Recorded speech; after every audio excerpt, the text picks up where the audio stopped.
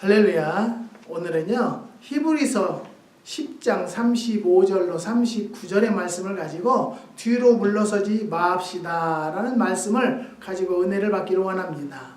예수님께서도 뒤로 물러서지 아니하시고 인내하시고 참으셨기 때문에 우리들에게도 이렇게 부활의 축복을 누릴 수 있도록 하신 것을 바라봤을 때 우리도 예수님의 발자취를 따라서 물러서지 않기를 바라는 마음으로 이 말씀으로 은혜를 받기를 원합니다. 사랑하는 성도 여러분, 우리 주님께서 물러섰다든지 포기하셨다든지 그러면 예수님의 부활의 영광도 없을 것이며 우리들에게도 부활의 축복이 없을 것입니다. 하지만 우리는 분명 부활의 축복이 임할 줄을 믿고 하나님 앞에 간구하는 성도들이 되시기를 주님의 이름으로 부탁드립니다. 예수님도 뒤로 물러서지 않으셨고 인내하시고 고통 속에서도 참으셨던 것 같이 우리들도 어떤 고난과 고통과 괴로움이 온다 할지라도 절대 말씀 안에서 물러서지 않는 여러분들이 되시라는 생각을 가지고 이 말씀을 준비한 것입니다. 신앙의 자유를 찾아서 영국을 떠난 청교도들이 메이플라워호를 타고 미국으로 남미로 갔습니다. 함께 영국을 떠난 청교도들이 일부는 미국으로 일부는 남미로 간 데는 그만한 이유가 있었다고 합니다. 미국으로 떠난 사람은 오로지 신앙의 자유를 찾기 위해서였고 남미로 떠난 사람은 돈을 벌어서 잘 살아보겠다는 생각이었습니다. 미국으로 간 사람들은 신앙의 자유도 찾았고 돈도 벌었다고 합니다. 그러나 남미로 간 사람들은 신앙도 못 찾고 돈도 못 벌게 되었습니다. 미국으로 간 청교도들은요 새로운 땅에 도착해서 새로운 나라를 건설했고 세계 최강국의 위용을 떨치며 지금도 영화를 누리고 있는 것입니다. 어디로 가느냐, 행선지가 어디냐 하는 것은요 개인과 집단과 국가, 공동체의 흥망과 성패를 결정하게 되는 것입니다. 본문은요 뒤로 물러가지 말라고 강조합니다. 뒤로 물러가면 내 마음이 저를 기뻐하지 아니하리라 라고 했고요. 뒤로 물러가면 침륜에 빠진다고 말씀하셨습니다. 과거 지향적 가치관이 있고 미래 지향적 가치관이 있는 것입니다. 사랑하는 성도 여러분, 과거 지향적 가치관이란 지나간 과거에 의미를 부여하고 들먹거리는 것을 뜻하고 미래 지향적 가치관이란 미래에 희망을 두고 앞을 향해서 전진하는 것을 의미하는 것입니다. 기독교는 앞을 바라보고 위를 바라보는 종교입니다. 모든 종교는 미래를 논하고 있는 것입니다. 그러나 기독교처럼 선명하고 분명한 미래관을 가진 종교는 없을 것입니다. 우리는요 오늘 뒤로 돌아가라, 뒤의 것을 찾아라 하는 유혹을 물리치는 시간이 되시기를 부탁드립니다. 그리고 앞으로 가라, 위의 것을 찾아라는 명령에 귀를 기울이는 시간이 되기를 원합니다. 본문은 우리에게 세 가지 교훈을 주고 있는데요. 첫 번째는 너희 담대함을 버리지 말라는 것입니다. 35절을 보면은요 너희 담대함을 버리지 말라, 이것이 큰 상을 얻느니라고 했습니다. 히브리서는요 그 당시 예수 믿는다는 이유만으로 고통과 핍박을 받고 있던 성도들에게 위로와 소망을 주기 위해서 써 보낸 편지였습니다. 믿는다는 이유 때문에 따돌림 받았고 감옥에 툭 되었고 직장에서 쫓겨난 것입니다. 그런 상황에서 성도들은 이래도 예수를 믿어야 하는가라는 회의와 절망에 빠져들지 않을 수가 없는 것입니다. 그들에게 본문은요 담대함을 버리지 말라고 권고하고 있습니다. 여기서 담대함이란 확신이라는 낱말과 같은 뜻입니다. 확신이 있는 한 용기와 담대함을 버릴 수 없기 때문에 같은 뜻으로 사용된 것입니다. 주경가 텔라취는요, 방패를 버린 병사는 이미 병사가 아닌 것처럼 확신을 버린 그리스도인이 아니다라고 했다는 것입니다. 그렇습니다. 믿음 없는 그리스도인, 그래서 겁내고 두려워하고 작은 일 때문에 소스라쳐 놀라는 사람은 앞으로 나가기가 어렵다는 것입니다. 사랑하는 성도 여러분, 우리는요, 배후에 하나님이 계시기 때문에 두려워하지 않을 것입니다. 두려워하지 않아야 된다는 것입니다.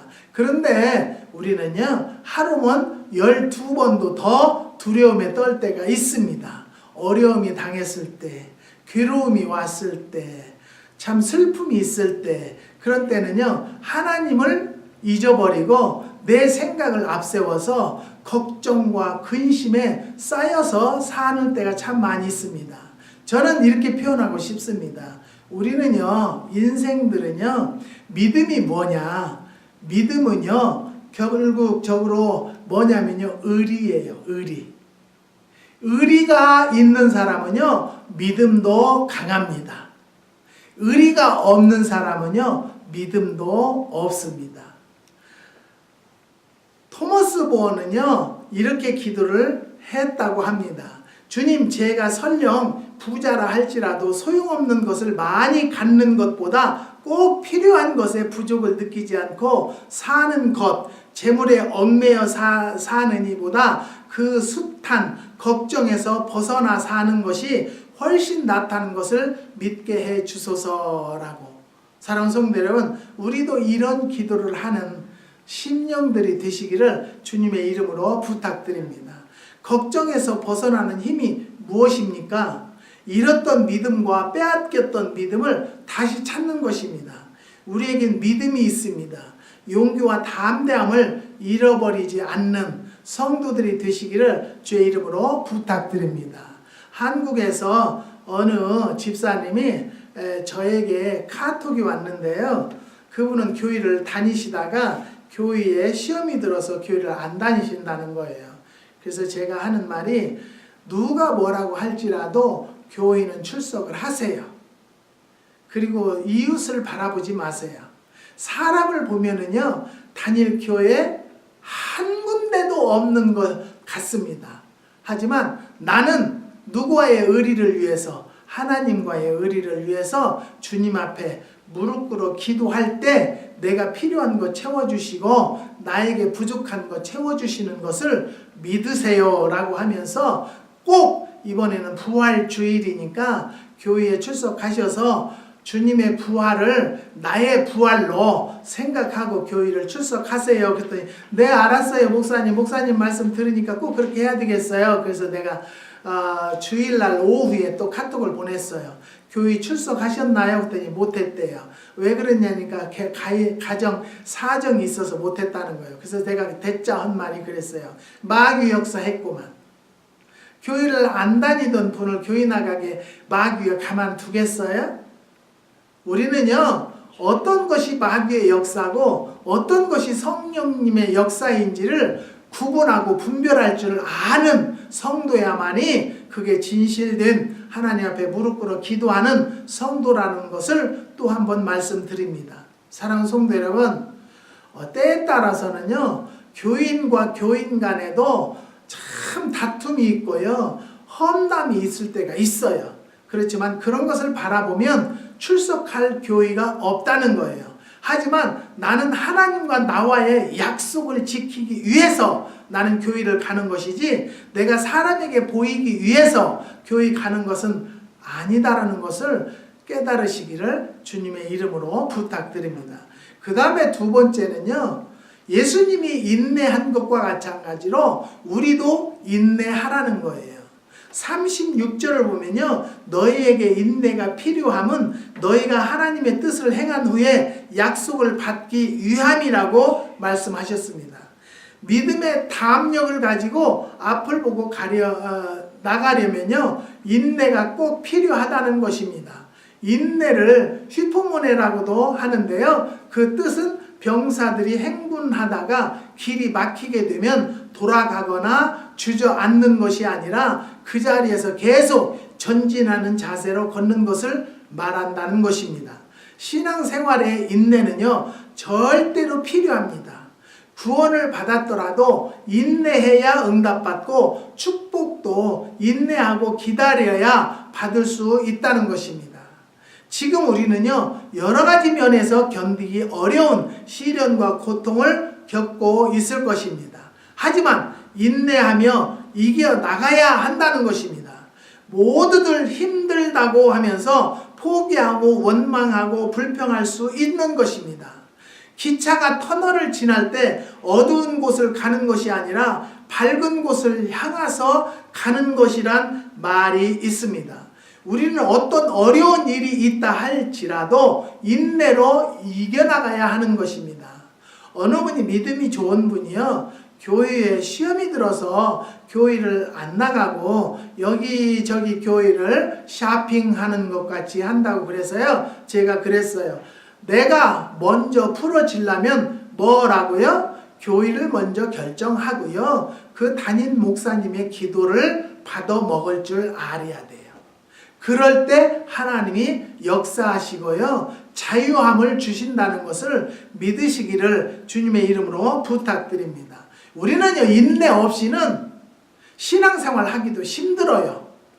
신앙생활 잘한다고 해서 어려움이 없다는 보장도 없어요. 순간순간 썸타임 하나님께서 우리를 믿음이 좋은 자를 통해서 시험하신다는 것을 깨달으시고요, 이번 계기를 통해서 어떠한 큰 축복을 주시고자 하는가를 깨닫고 더 매달려야 된다는 것을 여러분 믿으시기를 주님의 이름으로 부탁드립니다. 요즘에는요, 제가 기도를 하는데요, 여기 시간으로 저녁 8시면은 꼭 가정 예배를 드리며 기도를 합니다. 그렇게 기도 생활을 하니까 내 마음으로부터 뭐가 왔느냐면요, 자유함이 왔고요, 평강이 온 것을 저는 체험합니다. 사랑하는 성도 여러분, 여러분들이 어떤 고통과 시련과 연단이 온다 할지라도 예수님의 고난만큼은 안 될 거예요. 그렇지만 예수님도 인내하고 기다렸더니 부활의 영광을 맛본 것과 마찬가지로 우리도 참고 기다리면 분명히 주님의 때가 올 줄을 믿습니다.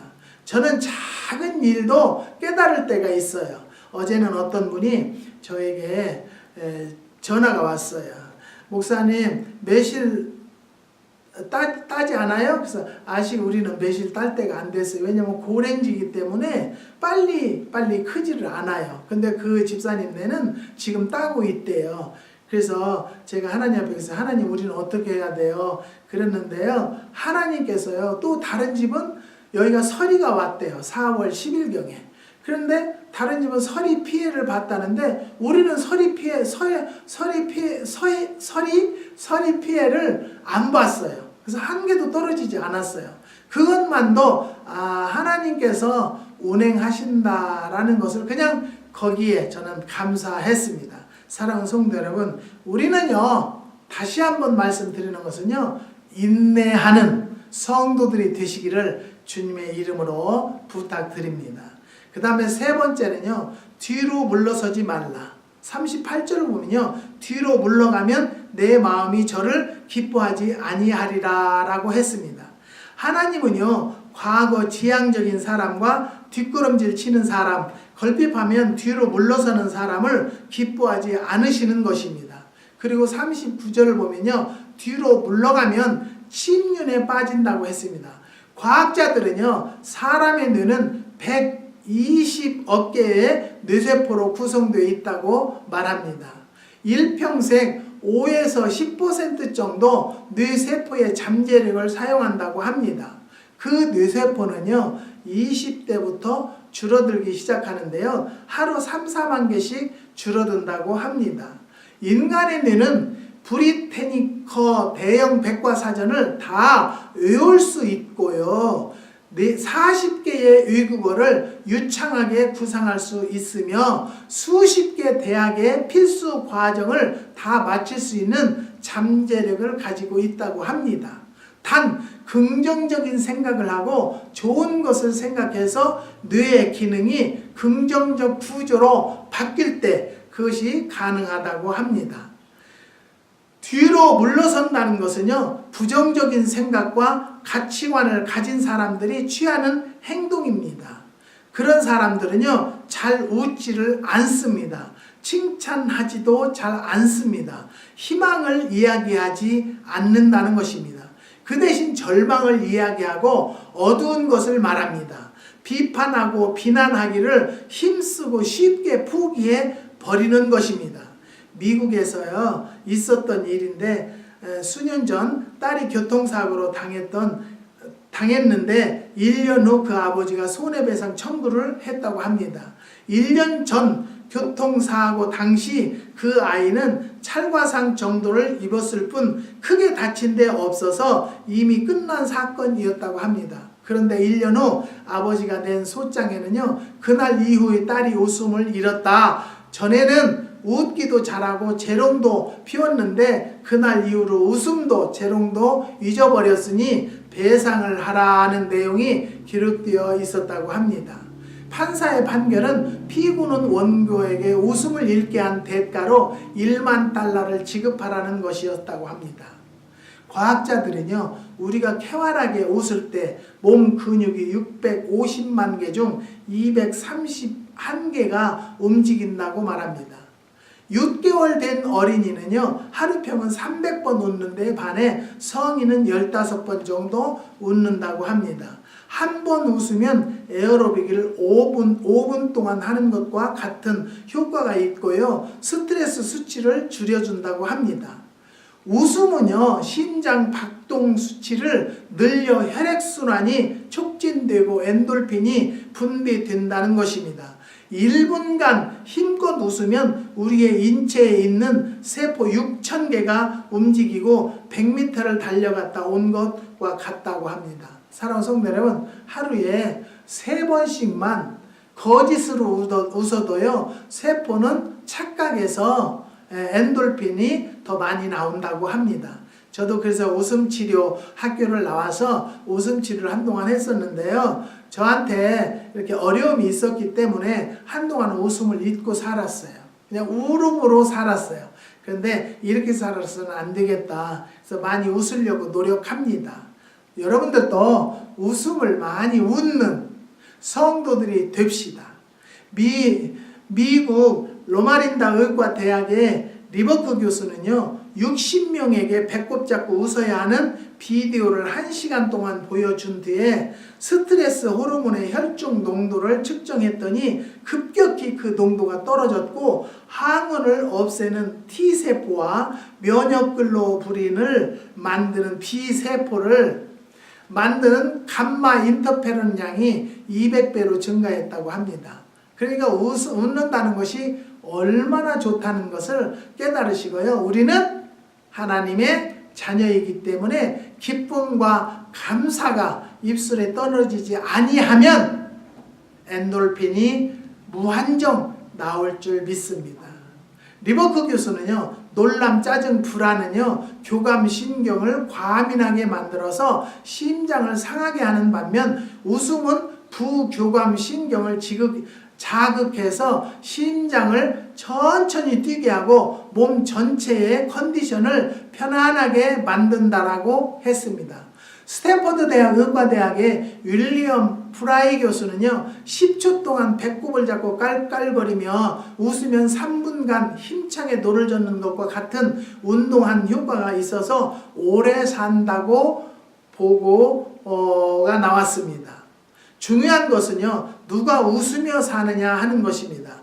그들은 앞을 바라보는 사람이며 위를 바라보는 사람이며 뒤로 물러가지 않는 사람들일 것입니다. 우리는요, 본문에서 뒤로 물러가선 안 될 가장 중요한 원인을 발견해야 한다는 것입니다. 그것은 뒤로 물러가면 내 마음이 저를 기뻐하지 아니하리라는 38절의 말씀입니다. 하나님이 뒤로 물러가는 것은 기뻐하지 않으신다는 것입니다. 작전상 후퇴는 있을 수 있습니다. 그러나 전쟁 때마다 뒤로 물러서는 것은 군인이 아니라는 것입니다. 사업이란 성패가 있기 마련이지만 사업에 손만 댔다 하면 실패하는 것은요, 근본적으로 문제가 있다고 합니다. 운동 경기 역시 이기고 지는 질서가 있기 마련이지만 한 번도 이기는 법이 없이 지기만 한다면 그 팀은 해체되어야 한다는 것입니다. 뒤로 물러서지 맙시다. 우리나라의 자동차도 고속도로를 주행할 때 최고 시속 180이나 200km의 주행이 가능합니다. 그러나 후진 기어를 넣고 시속 100이나 150km로 달리는 것은 불가능하다고 합니다.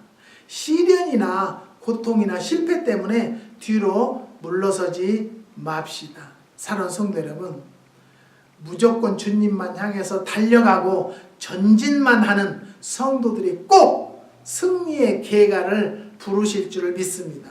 행복론의 저자였던 스위스의 철학자 칼 할티는 결코 뒤를 돌아보지 말고 언제나 앞을 바라보라고 말했습니다. 왜 우리가 앞을 바라보고 살아야 합니까? 그 첫 번째는 주님이 앞서 가셨기 때문입니다. 둘째는 우리의 목표가 앞에 있기 때문입니다. 셋째는 뒤로 가는 것보다 앞으로 가는 것이 훨씬 쉽기 때문이라는 것입니다. 어느 선교사가 태국 항공기를 타고 여행을 하게 되었다고 합니다.